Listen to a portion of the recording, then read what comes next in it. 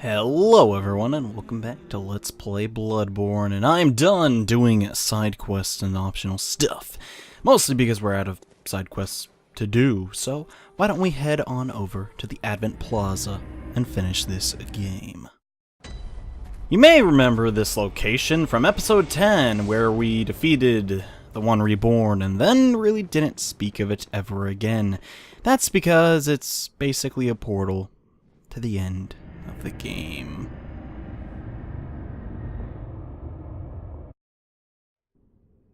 And I know I've been saying end of the game a lot. It's mostly because we're almost done, guys. Yes, I'm very, very saddened about this, obviously. Because I love Bloodborne a lot. It's been a tough journey beating this game, but, you know, it's fun. Okay, no one's up there. I sometimes forget. I highly recommend you grab those sedatives, especially if you're going to do what I'm going to do in this episode, which is going to involve a lot of those brain-hearst enemies that are really creepy and inflict, well, frenzy, which we obviously don't want to deal with. I'm just going to knock out these scholar guys. You're going to notice they have significantly more HP than the last time we fought them. That's because, as I said before, we're pretty much at endgame. And I don't think I mentioned this yet, but yes, I purchased the rest of the Cainhurst set.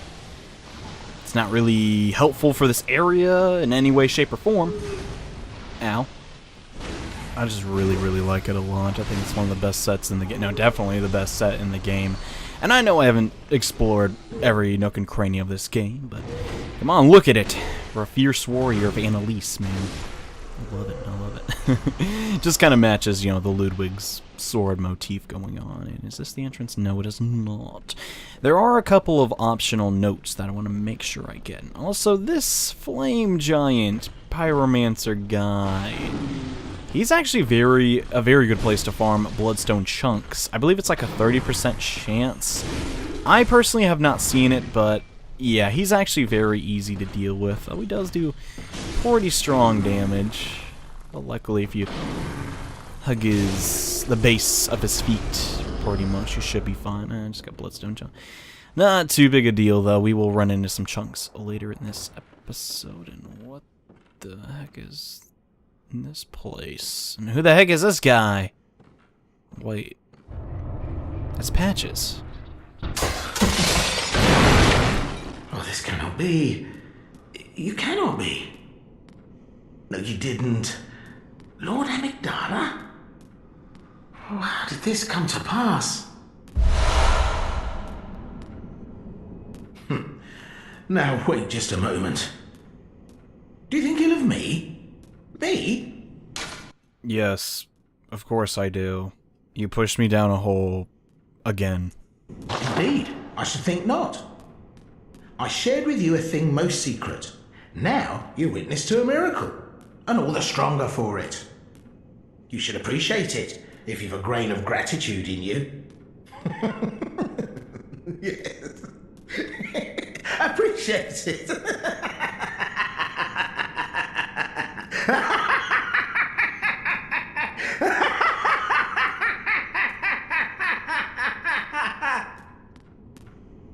No matter. Such details are trifling. We're fast friends by now. Let this express what words cannot. Oh, doubt me not, sweet compeer. What is friendship but a chance encounter? So yes, if you defeat that giant and come over here, we'll actually get a shortcut back to the first floor of the lecture building. And I was actually very curious on what his dialogue option, or basically what he'd say when he said, "No, I don't think ill of you." But yeah, that's Patches in a nutshell. We could kill him, but where'd be the fun in that? Might as well let him live. It's kind of rude just to kill a guy just like that, because he tried to kill us. I mean, come on, we can't forgive a guy for doing that.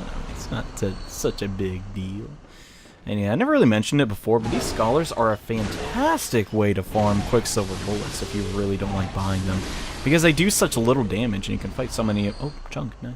You can fight so many of them so quickly. It's really, really, it's a good idea to go down to that lecture building and kind of like choke point him. I could demonstrate, obviously, how to do that, but that would take far too much time. And we want to accomplish a lot in this episode, if I recall correctly. Yes, this will take us to the sort of overhang of the lecture building where there's more scholars to defeat! Haha! Get L2'd, punk. And over here, I think... Okay, we'll get that later. It's not a big deal. Wait, is it? Oh. I'll find it eventually. I'm getting rather confused because I haven't really explored this area. I'm more well versed in the area that we're about to go into next, which sort of leads from here, and this should be the alternate way in here. Good. Now all I gotta do is look for that little note message. I could have sworn it was in this area. Okay, it's over there. Well, I don't know how I didn't see that. Huh. Either way, though. Let us read it. Master Willem was right. Evolution without courage will be the ruin of our race. That message is very, very important to the plot. Master Willem, that guy, well, pointing us to the Moonside Lake, basically founded Bergenworth and the nameless Moon Presence, beckoned by Lawrence and his associates, Pale Blood. That message a little more difficult to interpret. And the 3 third chords. Okay. Yet again, very secret meaning, but we'll see what that's all about later, I guess. In the meantime, we are going to come to the... I want to call this the last level in the game, and it sort of is, but at the time sort of isn't. This is the Nightmare. Oh boy, it is a very long, but also very great way to end this game off, in my opinion.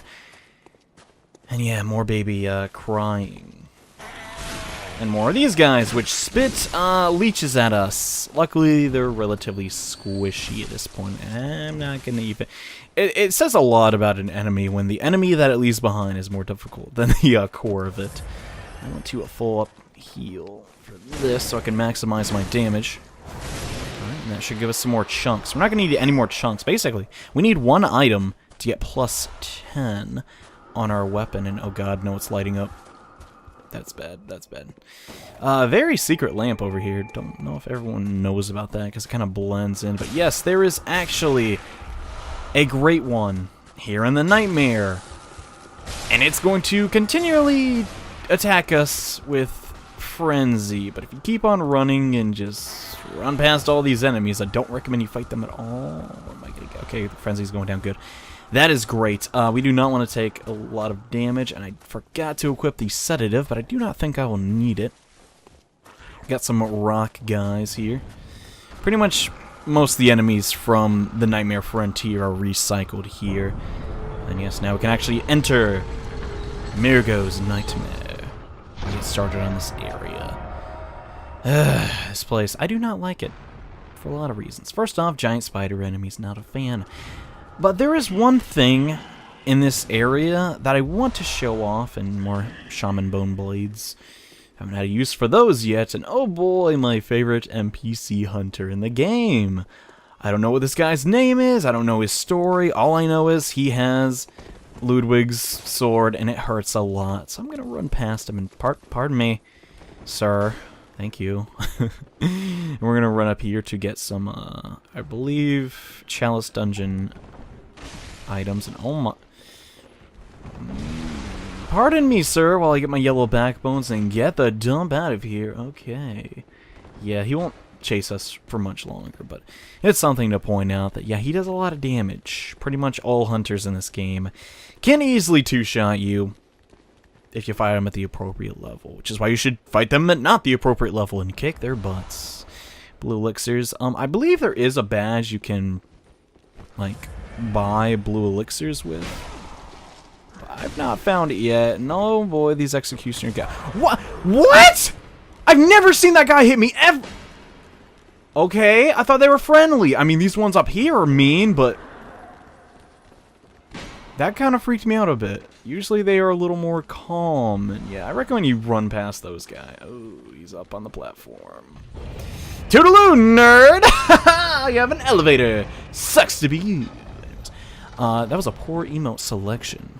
Should have done I don't really know which one would be better than that. Seems semi-appropriate, but you know, there's probably something better. And say hello to the thing that scared the crap out of me the first time playing through the game. Yeah, these guys.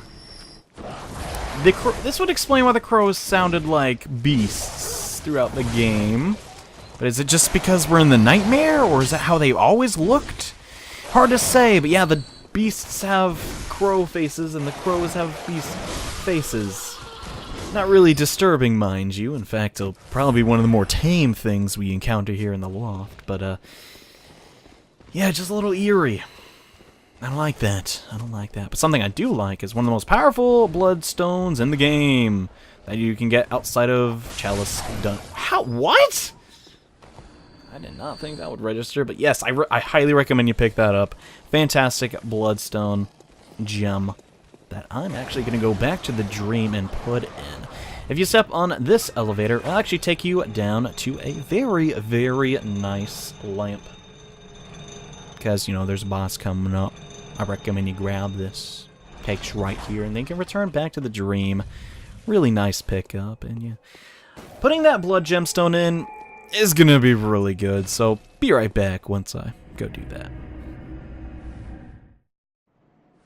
That rarity 5 gemstone increased our physical stats by 12.6. Actually, no, where is it? No, 18%. 18%, guys. Yeah, I got rid of the full HP one that I've had for pretty much the whole game in favor of that bloodstone. It is fantastic, and all you gotta do is literally just roll into that bird cage. I also spent some of my blood echoes because I kind of have problems with this next boss. I'm gonna say it's an easy boss, but, well, I guess you'll see why he can give you problems. He's sort of cheap sometimes. Ah, cause, or some say cosm. Do you hear our prayers?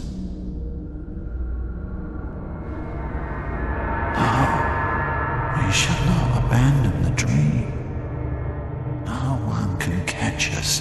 No one can stop us now.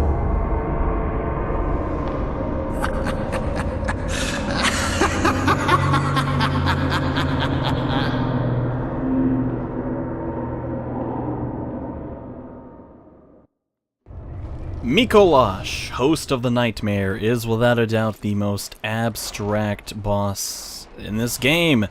Here we have a man who has a Mensis cage on his head, and really just so I get him into the next video, I'm going to quickly describe to you the faction of sort of Mensis. Basically, they wanted to harness the power of a Great One, and they kind of broke off from Bergenworth because they didn't necessarily... The heck? I've never seen him do that before, but okay. Basically, they did not agree with the path Bergenworth was going, so they learned how to basically use dreams to achieve what they want.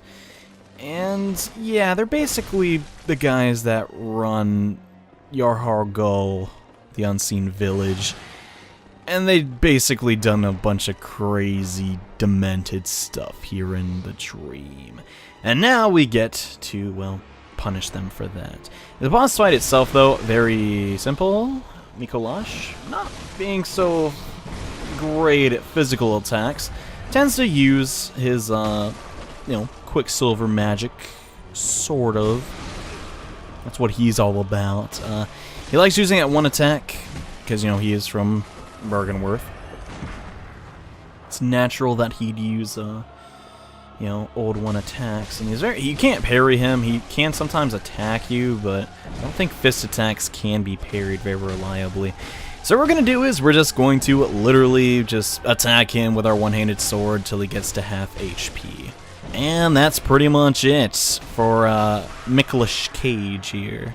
Until the second round, where things get a little more complicated.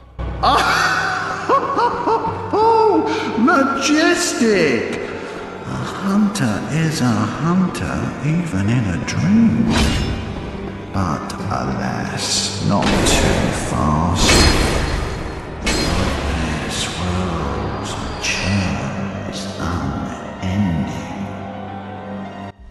During Phase 2, Bloodstone Chunk, heck yeah, but during Phase 2, the rest of his lair will become available to us.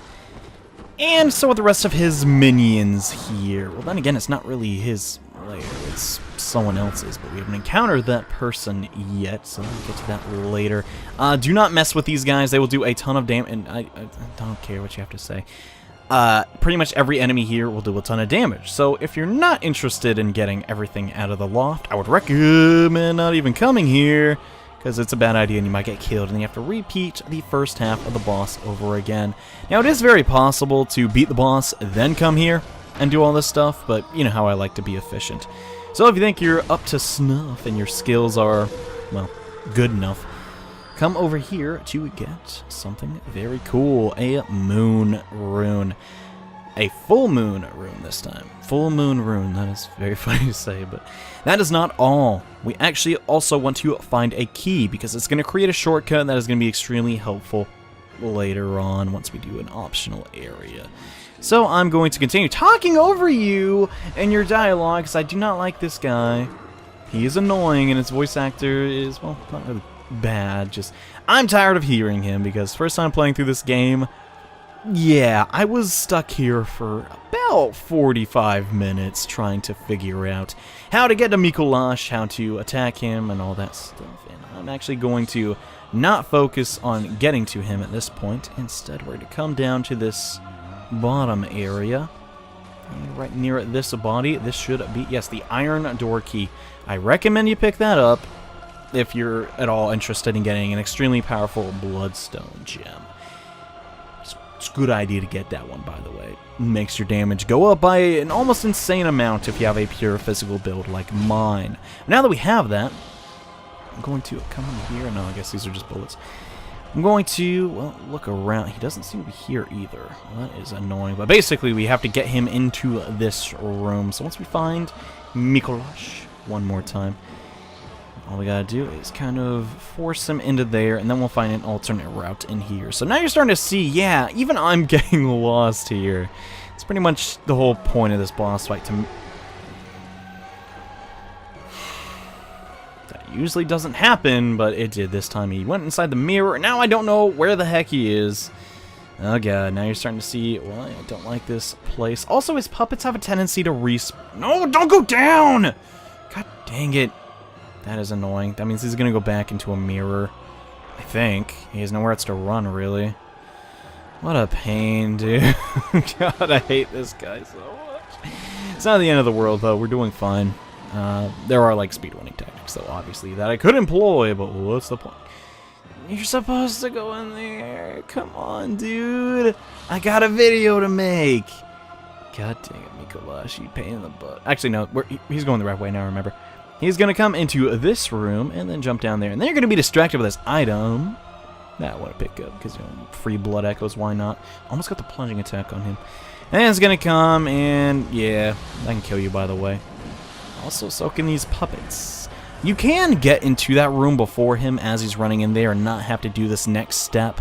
But it's sort of like, yet again, one of those speed running things that isn't too practical your first playthrough. Or your second playthrough. Or third, as in my case. Duh. Anyways, how to get into that room without... My god, I don't care about cost. Shut up. I don't even know what the heck he's talking about there. Yeah, the bloodstone chunk. Why the heck not? And now I'm going to put on some bolt paper and tear this guy to pieces. Don't hit me, please. That'd be nice of you if you didn't. Okay, this is the cheese attack. That arcane explosion thing. You have to dash into that, or the homing missiles will hit you. It's a giant pain in the butt. Don't let that happen. Should I even use the bolt paper? No, might as well. This is... That can easily one-shot you, but simply just jump forward, and you're good to go. And, yeah.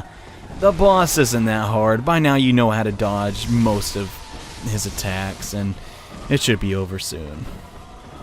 Get the last hit. There we go. Down goes Micolash. First boss of this area. I'll forget everything!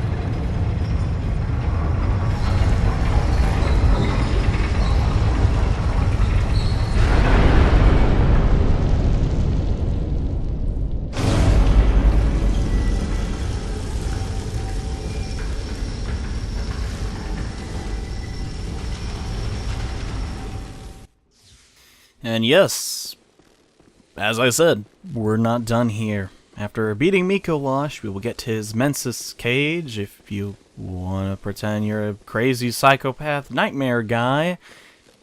Or whatever. I'm pretty sure it doesn't have any practical purposes as far as armor goes. And also access to the rest of Murgo's nightmare.